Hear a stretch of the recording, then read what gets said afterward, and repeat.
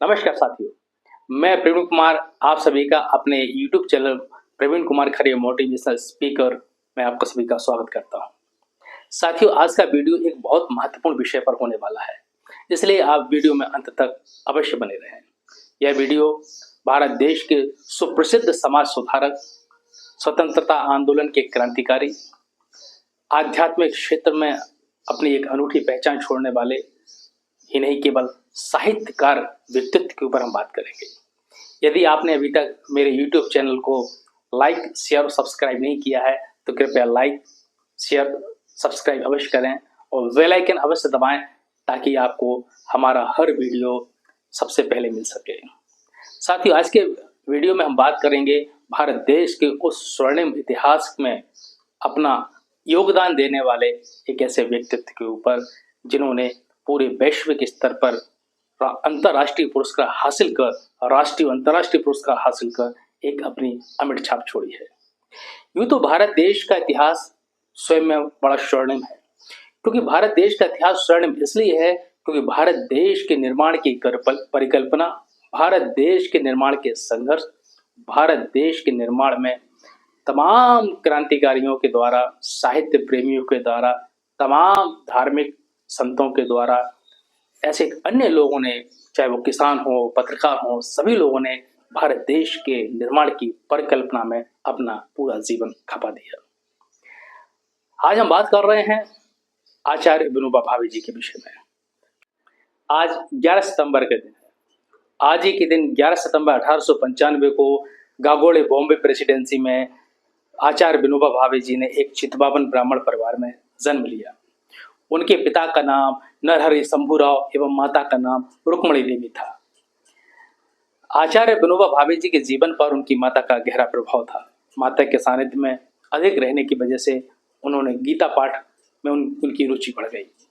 आचार्य विनोबा भावे जी देश के सुप्रसिद्ध साहित्यकार, देश के सुप्रसिद्ध समाज सुधारक और देश के सुप्रसिद्ध आध्यात्मिक व्यक्ति थे। सुप्रसिद्ध समाज सुधारक होने के साथ साथ वो महात्मा गांधी जी के अनुयायी थे एवं उनके आध्यात्मिक उत्तराधिकारी के तौर पर भी विनोबा भावे जी की पहचान की जाती है। गांधी जी के सानिध्य की यदि बात करें तो विनोबा भावे जी गांधी जी से इतने प्रभावित थे कि वो उनके आचार विचार और गांधी जी के अहिंसक विचारधारा से प्रभावित होकर उन्होंने अपना पूरा जीवन देश के नाम समर्पित कर दिया। महात्मा गांधी जी को उन्होंने अपना आध्यात्मिक राजनीतिक गुरु स्वीकार किया। विनोबा भावे जी 1916 में अहमदाबाद के साबरमती आश्रम में महात्मा गांधी जी से मिलने के लिए उन्होंने अपनी शिक्षा दीक्षा भी छोड़ दी और पूरा जीवन भारत देश के उन तमाम लोगों के जिनको तमाम कुरीतियों का सामना करना पड़ता था, जिनको असमानता का सामना करना पड़ता था, जिनको भेदभाव छुआछूत के सामना करना पड़ता था, उन लोगों के जीवन के उत्थान के लिए अपना पूरा जीवन समर्पित कर दिया। यह प्रेरणा उनको महात्मा गांधी जी से मिली थी। भारत देश की आज़ादी के आंदोलन की बात हो, भारत देश के स्वतंत्रता संग्राम की बात हो, और महात्मा गांधी जी का जिक्र न आए, यह संभव ही नहीं है। बगैर महात्मा गांधी जी के योगदान का जिक्र किए भारत की आज़ादी की आंदोलन की चर्चा कभी पूर्ण नहीं हो सकती। ये केवल भारत देश में नहीं अपितु वैश्विक स्तर पर भी एक ऐसी सामाजिक धारणा लोगों के जहन में बसी हुई है। महात्मा गांधी जी के योगदान, महात्मा गांधी जी के बलिदान और महात्मा गांधी जी के प्रयासों ने भारत देश के लोगों के अंदर एक आज़ाद हिंदुस्तान की कल्पना को जन्म दिया। एक देश की आज़ादी के लिए लोगों को बीच में जन चेतना का उन्होंने लहर फैला दी। लोग सपना देखने लगे कि वो भी कभी आजाद हो सकते थे। उसी दौर में विनोबा भावे जी भी महात्मा गांधी जी के संपर्क में थे। महात्मा गांधी जी उनके आध्यात्मिक एवं राजनीतिक गुरु भी थे और विनोबा भावे जी को महात्मा गांधी जी का आध्यात्मिक उत्तराधिकारी भी माना जाता था। महात्मा गांधी जी के आह्वान पर विनोबा भावे जी ने असहयोग आंदोलन के कई कार्यक्रमों में सक्रियता से भाग लिया।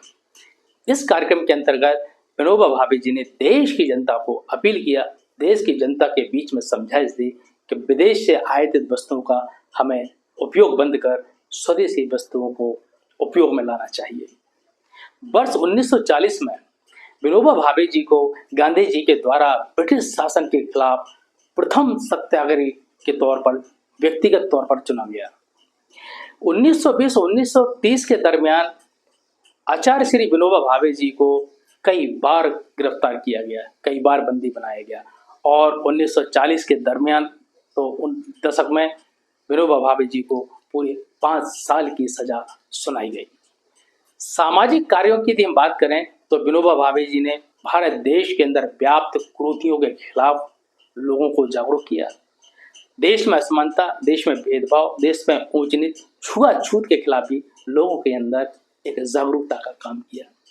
इसी के तहत महात्मा गांधी जी ने विनोबा भावे जी को 1925 में केरल के कोकम गांव में भेजा, जहां हरिजनों का मंदिरों में प्रवेश पूर्णतः निषेध था।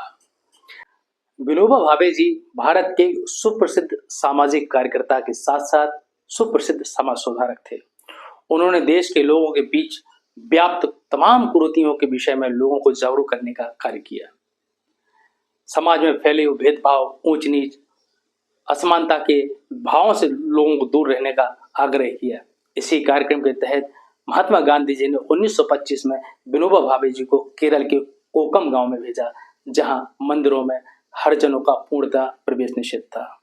केरल पहुंचकर विनोबा भावे जी ने समाज में फैली असमानता, ऊंच नीच, छुआछूत जैसी कुरीतियों से लोगों को जागरूक होने का आह्वान किया एवं इन सब कुरीतियों को मिटाने के लिए लोगों को आगे आने के लिए आश्वस्त किया। महात्मा गांधी जी द्वारा स्थापित उदाहरणों से विनोबा भावे जी प्रभावित होकर उन्होंने उन लोगों का मुद्दा उठाया जिनको महात्मा गांधी जी हरिजन कहकर बुलाते थे।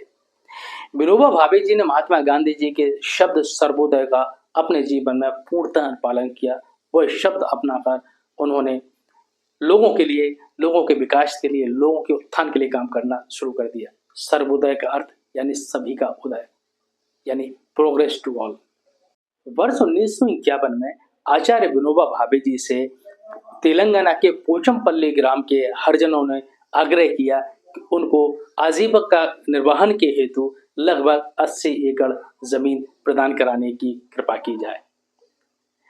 इस आग्रह पर विनोबा भावे जी ने गांव के ही जमींदारों से आग्रह किया इस आंदोलन में वो बढ़ चढ़कर भाग लें एवं अपनी जमीन का 1/6 हिस्सा उन लोगों के लिए दान करने का आग्रह किया जो भूमिहीन थे, जिनकी आजीविकाएं प्रभावित हो रही थी।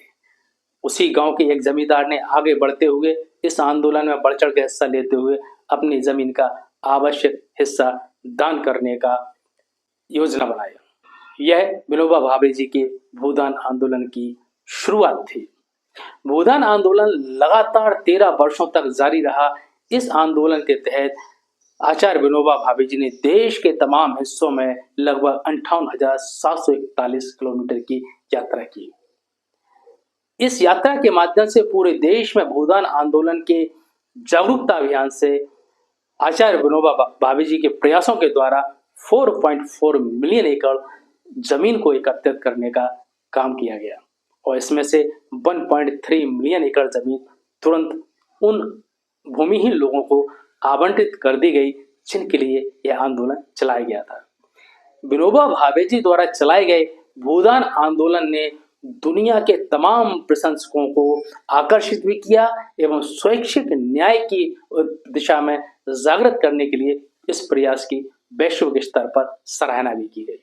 आचार्य विनोबा भावे जी के द्वारा राष्ट्रीय स्तर पर समाज सुधार के क्षेत्र में, आजादी के आंदोलन के क्षेत्र में बड़ी सक्रियता से काम किया, लेकिन इसके साथ ही आचार्य विनोबा भावे जी ने क्षेत्रीय स्तर पर भी बहुत अनूठे काम किए।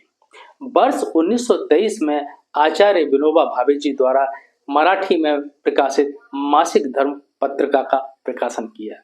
इसमें उन्होंने उपनिषदों पर अपने लेख उल्लेखित किए। विनोबा भावे जी जीवन जीने की शैली के मामले में बड़ी सरलता से जीवन जीने में भरोसा रखते थे, क्योंकि गांधी जी की जीवन शैली से वे प्रभावित थे। ऐसी जीवन शैली लोक की कला लोगों में विकसित हो, उसके लिए उन्होंने कई आश्रम की स्थापना भी की जो भौतिक विलासता से दूर थे। महात्मा गांधी जी की शिक्षाओं एवं आत्मनिर्भरता के उद्देश्यों से प्रेरित होकर उन्होंने महिलाओं के लिए महाराष्ट्र के पवनार में ब्रह्म विद्या मंदिर आश्रम की स्थापना की। विनोबा भावे जी ने सामाजिक कार्यों के साथ साथ गौ हत्या पर संपूर्ण प्रतिबंध लगाने के लिए काफी उपवास किए और उन्होंने घोषणा की जब तक गौ हत्या पूर्णतः प्रतिबंध नहीं हो जाएगी उनका उपवास सतत जारी रहेगा। उनके उपवास के चलते गौ हत्या पर पूर्णतः प्रतिबंध भी लगाया गया। सामाजिक क्षेत्र में काम करने के साथ साथ, राजनीतिक क्षेत्र में काम करने के साथ साथ, भारत देश की आजादी के आंदोलन में काम करने के साथ साथ आचार्य विनोबा भावे जी साहित्य प्रेमी भी थे। उनके द्वारा कई पुस्तकें लिखी गई जिनका प्रकाशन भी हुआ, जिनमें से प्रमुख हैं स्वराज शास्त्र, गीता प्रवचन और तीसरी शक्ति पुस्तक जो है प्रमुखता से उनके पढ़ी जाती है। समूचे देश के अंदर शोक की लहर उस वक्त फैल गई जब पूरे देश को यह समाचार प्राप्त हुआ कि अब उनके बीच आचार्य श्री विनोबा भावे जी नहीं रहे, उनकी मृत्यु हो गई है। महात्मा गांधी जी के अनुयायी, अहिंसा के पुजारी एवं आध्यात्मिकता के क्षेत्र में पकड़ रखने वाले आचार्य श्री विनोबा भावे जी ने 15 नवंबर 1982 को महाराष्ट्र के वर्धा आश्रम में अंतिम सांस ली। हमारे बीच से एक महान क्रांतिकारी, आज़ादी के आंदोलन में सक्रियता से भाग लेने वाले, आध्यात्म के क्षेत्र में एक अपनी अनूठी पहचान रखने वाले एक महान चिंतक, महान साहित्यकार, महान समाज सुधारक अब हमारे बीच नहीं था। आचार्य श्री विनोबा भावे जी को अपने जीवन काल में कई पुरस्कारों से नवाजा गया। 1958 में उनको रेमन मैग्सेसे पुरस्कार से नवाजा गया, जो अंतर्राष्ट्रीय स्तर का पुरस्कार होता है। रेमन मैग्सेसे पुरस्कार समाज सुधार के क्षेत्र में काम करने वाले समाज सुधारक व्यक्तियों को प्रदान किया जाता है। और 1983 में भारत देश का सर्वोच्च पुरस्कार भारत रत्न से उनको उनकी मृत्यु के उपरांत भारत सरकार के द्वारा नवाजा गया। हमारे बीच, हमारे देश में कई क्रांतिकारी, कई समाज सेवक, कई आध्यात्म के क्षेत्र में काम करने वाले, धार्मिक क्षेत्र में काम करने वाले ऐसी महान विभूतियों ने जन्म लिया है।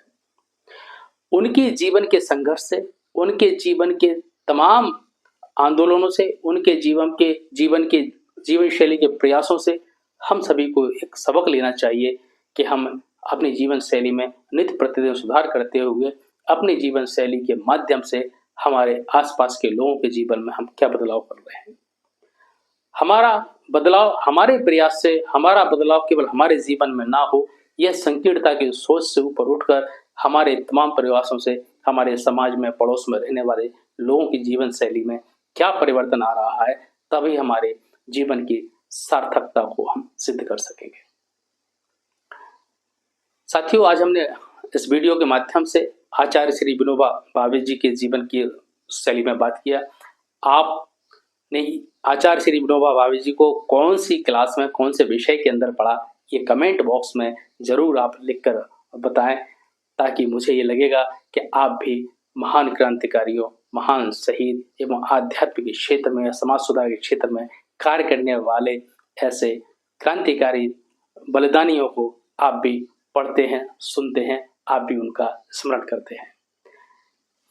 आचार्य श्री विनोबा भावे जी को महान श्रद्धांजलि अर्पित करते हुए अब मैं आप सभी से विदा ले रहा हूं। अब मिलता हूं अगले वीडियो में। जय हिंद, जय जनता साथियों।